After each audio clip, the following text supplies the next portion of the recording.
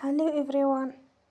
Today we talk about how to fix the app of Facebook. We will go to settings.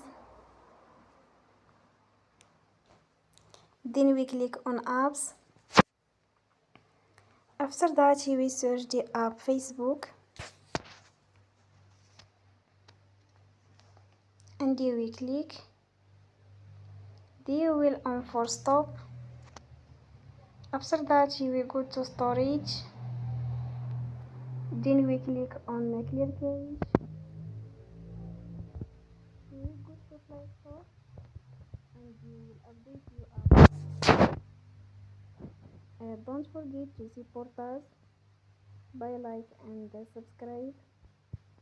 See you next time and thank you for watching.